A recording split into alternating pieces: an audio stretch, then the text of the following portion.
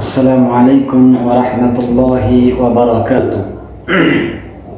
সম্মানিত সুধী, আজকে যে বিষয়টি নিয়ে আলোচনা করব তা খুবই গুরুত্বপূর্ণ একটি মাসআলাটি জিজ্ঞেস করেছেন উত্তরবঙ্গ থেকে ভাই মোহাম্মদ আল ফারুক সাহেব।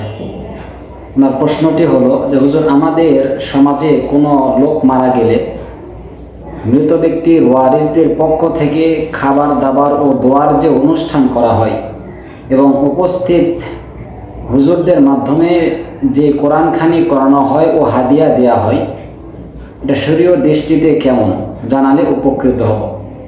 মাশাআল্লাহ ভাই, অনেক সুন্দর একটি প্রশ্ন করেছেন, যেটা আমাদের সমাজের মধ্যে আসলে অনেক ব্যাপক হারে ছড়িয়ে পড়েছে। সময়ের চাহিদাতে মাসালাটি আলোচনা করা আসলে অনেক গুরুত্বপূর্ণ একটি বিষয়। হামিদাও ওয়া মুসাল্লিয়াও ওয়া মুসাল্লিমা আম্মা বাদ। ভাই, আপনার প্রশ্নের উত্তর হলো যে মৃত ব্যক্তির জন্য দোয়া করা, ইস্তেগফার করা, কোরআন তেলাওয়াত করা, জিকির আজগার করা, বিভিন্ন তাসবিহ তাহলিল পাঠ করা, এটা আসলে অনেক সওয়াব এবং বরকতের কাজ, এবং এর দ্বারা মৃত ব্যক্তি কবরের মধ্যে আমরা ইসালে সওয়াব করলে আসলেই তারা সওয়াব পায়।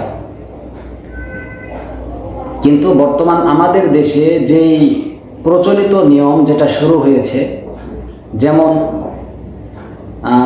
ব্যক্তি মারা যাওয়ার পরে 3 দিনা 3 দিনা 20 দিনা বা 40 দিনা যে নিয়ম আমরা পালন করি, অর্থাৎ মৃত্যুর 3 দিন পর এবং 20 দিন পর এবং 40 দিন পর আমরা যে এই দিনকে নির্ধারিত করে আমরা মাদ্রাসা থেকে হাফেজদের নিয়ে আসি, কোরআন তেলাওয়াত করাই, খতম করাই, এরপরে তাদের খাবার দাবারের আয়োজন করাই, এরপরে তাদেরকে কিছু হাদিয়া তোহফা দিয়ে আমরা তাদেরকে বিদায় করে দিই। এই যে প্রচলিত যে একটা নিয়ম, এটা সম্পূর্ণ নাজায়েজ এবং হারাম। এইভাবে কাজ করলে যে তেলাওয়াত করে সেও কোনো সওয়াব পাবে না, যার জন্য তেলাওয়াত করা হচ্ছে, যে মৃত ব্যক্তির জন্য তেলাওয়াত করা হচ্ছে, উনিও কোনো সওয়াব পাবে না।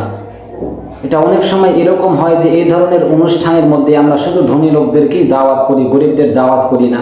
অনেক সময় দেখা যায় এই জাতীয় অনুষ্ঠানের মধ্যে পুরুষ এবং মহিলারা একত্রিত হয়, এখানে পর্দার খেলাফ হয়। বিভিন্ন দৃষ্টিকোণ থেকে এটা দৃষ্টিগত হওয়ার কারণে শরীয়ত এটাকে অনুমোদন দিচ্ছেন না। বিধায় আপনি যে প্রশ্নটা করেছেন সেই প্রশ্নের উত্তর হলো, এভাবে হুজুরদেরকে নিয়ে এসে দিন তারিখ নির্ধারিত করে কোরআন তেলাওয়াত করে তাদেরকে হাদিয়া দিয়ে তাদেরকে খাওয়ানোর মাধ্যমে আমরা যে ইসালে সওয়াব করি, এটা থেকে আমাদের সম্পূর্ণরূপেভাবে বিরত থাকতে হবে। এই পদ্ধতি ছাড়া অন্য যে পদ্ধতি শরীয়তে ইসলাম বলে দিয়েছেন, যেমন দিন তারিখ নির্ধারিত করা ছাড়া আমরা ইসালে সওয়াব করতে পারি, কোরআন তেলাওয়াতের মাধ্যমে, জিকির আজগারের মাধ্যমে আপনি ইসালে সওয়াব আপনি ব্যক্তিগতভাবেও করতে পারেন। এই মাসালাটিকে বিস্তারিতভাবে আলোচনা করা হয়েছে ফতোয়া বাজ্জাজিয়া 1 নং খণ্ড 45 নং পৃষ্ঠায়, মাকতাবায়ে জাকারিয়া। আশা করি ভাই আপনার প্রশ্নের উত্তর আপনি বুঝতে পেরেছেন। আমরা সকলেই এই বিষয়টার প্রতি লক্ষ্য রাখবো এবং এই প্রচলিত পদ্ধতি থেকে আমরা সকলে বিরত থাকার চেষ্টা করব। সকলে ভালো থাকবেন, সুস্থ থাকবেন। আসসালামু আলাইকুম ওয়া রাহমাতুল্লাহি ওয়া বারাকাতুহু।